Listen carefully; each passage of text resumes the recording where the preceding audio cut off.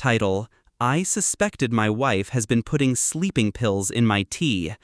That evening I poured it out while she stepped away and I pretended to fall asleep, but what I saw next left me dumbfounded. Start: I knew the tea tasted off. It wasn't bitter enough to choke on, nor sweet enough to mask her intent. Just muted, like someone had scraped the life out of it. And each night, within minutes of finishing it, my body would grow heavier than it should. My eyelids surrendered too fast. My mind dulled too easily. I don't trust coincidences, not anymore. That evening, I waited. She placed the mug on the coffee table with her usual soft smile, kissed my forehead, and excused herself to the kitchen. The moment her footsteps faded, I tipped the tea into a potted plant beside the couch. The soil soaked up the poison. I eased back into the cushions, let my head slump, and forced the shallow rhythm of counterfeit sleep. That's when I saw what I was never supposed to.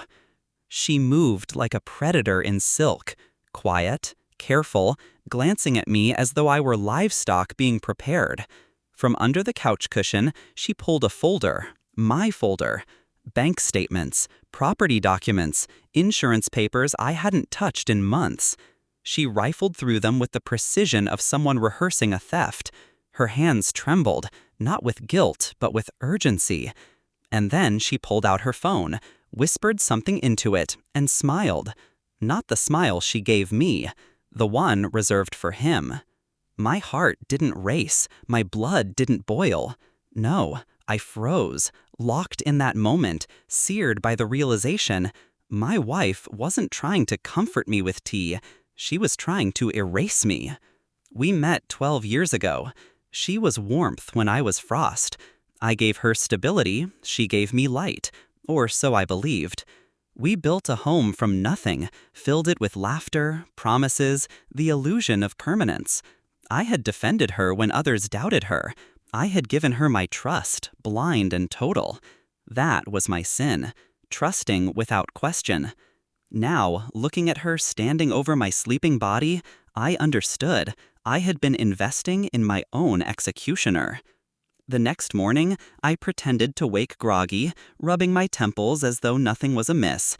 She hummed in the kitchen, cheerful, rehearsing normalcy. But my clarity had returned. Signs I once dismissed now screamed. The way she urged me to drink the tea first, her eyes lingering too long. The nights I slept like the dead, waking to find my phone moved, my wallet misplaced. The sudden curiosity she showed in my will, her feigned innocence when asking who my assets would go to. I wasn't paranoid. I was prey who had finally opened his eyes. Planning revenge requires patience. Fury is noisy. Strategy is silent. I started small.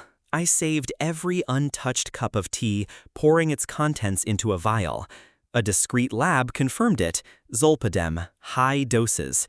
Enough to sedate, enough to mask anything else she might slip in later. Next, I bought a second phone.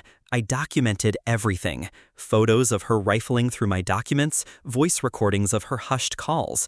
I installed cameras in the study, the garage, even inside a hollowed-out book on my nightstand. Each day, I collected another piece of rope with which she'd hang herself.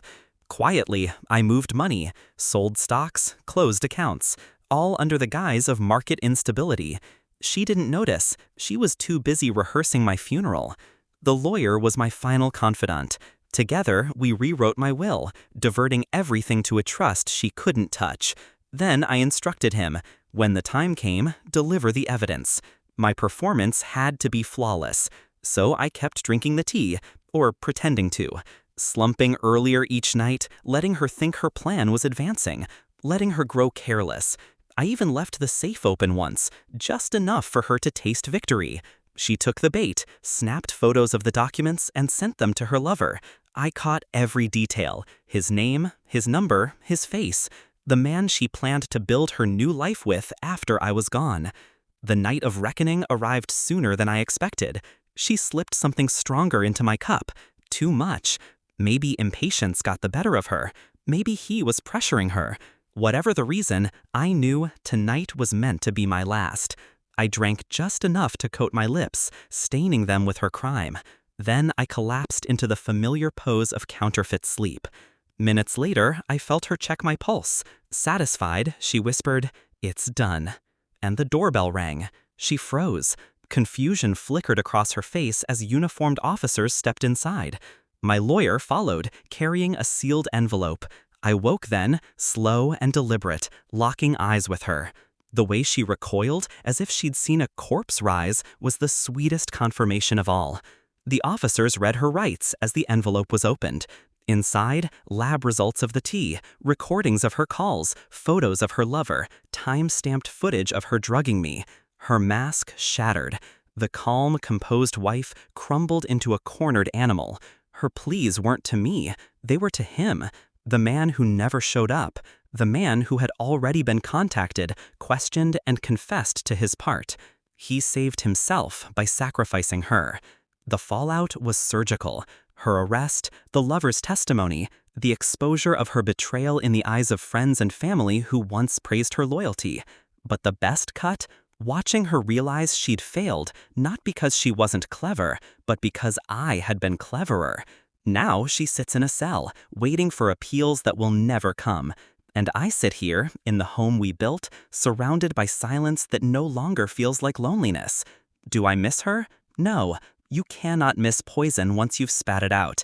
I feel only clarity, the kind that comes when you stop drinking what was meant to kill you. I warned her once that betrayal leaves scars deeper than love. She didn't listen. Now she has nothing but time to reflect, and I have everything I came for. Justice, peace, and the satisfaction of watching her fall into the trap she set for me.